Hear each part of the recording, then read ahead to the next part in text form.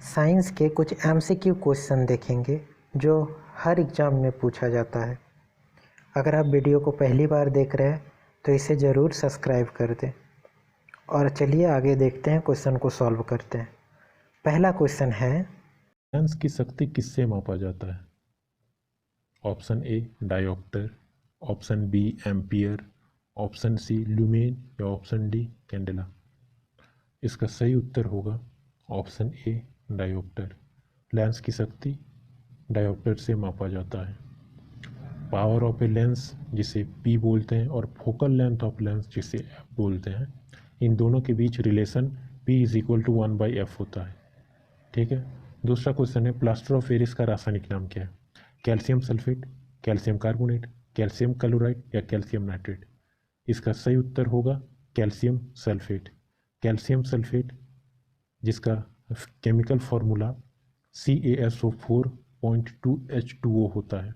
इसका निर्माण मूर्ति बनाने के लिए मूर्तिकार करते हैं, डॉक्टर पैर की हड्डी को जोड़ने के लिए करते हैं और घरों को चमकाने और पेरिस करने के लिए भी इसका उपयोग किया जाता है। अगला क्वेश्चन की ओर चलेंगे। निम्न में से कौन सा भारत का पहला परमाणु रिएक्टर है? अप्सरा, ध्रुव, रावत भाटा या कुंडलकुलम। इसका सही उत्तर होगा अप्सरा। अप्सरा जो रिएक्टर है, परमाणु रिएक्टर, उसे सबसे पहले एस्टैब्लिश किया गया था भारत में। ठीक है। नेक्स्ट क्वेश्चन की ओर चलेंगे। दूसरा क्वेश्चन है, किसी पिंड की सामान्य स्थिति या उसके समान गति में बदलाव हेतु आवश्यक है। कोई भी पिंड, उसको गति करने के लिए इनमें से क्या आवश्यक होता है? द्रव्यमान, भार, जड़त्व या घर्षण। घर्षण होगा जरूरी।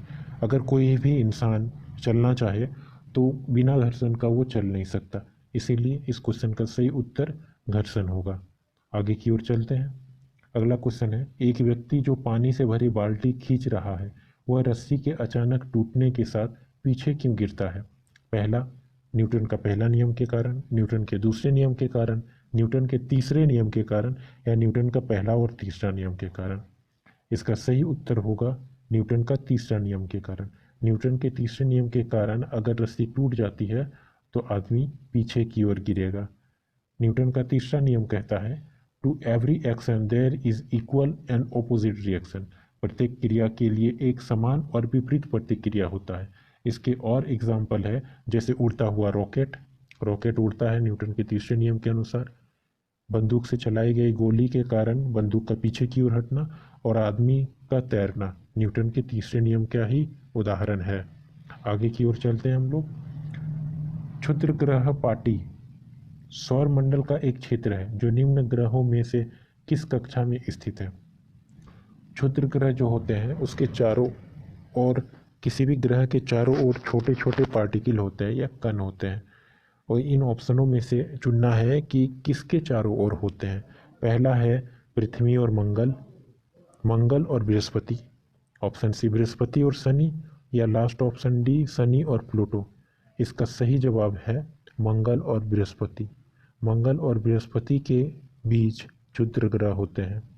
मंगल और बृहस्पति की कक्षाओं के बीच एक बड़ा अंतराल है।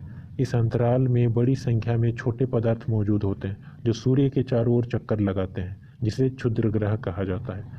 अगला क्वेश्चन है, ट्रांजिस्टर का आविष्कार किसने किया? ट्रांजिस्टर का आविष्कार किसने किया, ये क्वेश्चन आप लोग जवाब देंगे। आगे की ओर चलते हैं। निम्न में से कौन सा बायोगैस का मुख्य घटक है? Which among the following is the main content of biogas. इसका सही उत्तर है मीथेन और कार्बन डाइऑक्साइड। मीथेन और कार्बन डाइऑक्साइड इसका सही उत्तर होगा, क्योंकि हमें पता है कि बायोगैस में मीथेन होता है, और जब मीथेन होता है बायोगैस में तो यहाँ पे एक ही ऑप्शन है ऐसा जिसमें मीथेन का नाम है। इसका एक्सप्लेनेशन आगे की ओर देखते हैं। बायोगैस के मुख्य रूप से मीथेन और कार्बन डाइऑक्साइड और अल्प मात्रा में हाइड्रोजन सल्फाइड और नमी इत्यादि शामिल होते हैं। ठीक है। अगला क्वेश्चन है, which of the following is also known as wood alcohol. Wood alcohol के रूप में, काष्ठ शराब के रूप में इनमें से किसे जाना जाता है?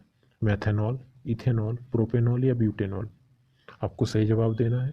इसका सही उत्तर होगा मैथेनॉल। वुड एल्कोहल के रूप में मैथेनॉल को ही जाना जाता है। मेथनॉल जिसमें एक कार्बन होते हैं, 3 हाइड्रोजन होते हैं और एक OH ग्रुप होता है। OH ग्रुप का मतलब ही अल्कोहल दर्शाता है। मेथनॉल को काष्ठ शराब के रूप में जाना जाता है। यह कोई रासायनिक प्रक्रियाओं में एक विलायक है और ऑटोमोबाइल एंटी फ्रीजर का एक घटक है। आगे की ओर चलते हैं। अगला क्वेश्चन, निम्न में से कौन सा अत्यधिक रासायनिक रूप से सक्रिय है? Option A chlorine, option B fluorine, option C lithium या ऑप्शन डी आयोडीन। इनमें से कौन सा एलिमेंट है, तत्व है, जो अधिक क्रियाशील होते हैं, सक्रिय होते हैं रिएक्शन के लिए? इसका सही उत्तर होगा फ्लोरीन। फ्लोरीन क्यों होगा? फ्लोरीन क्यों होगा?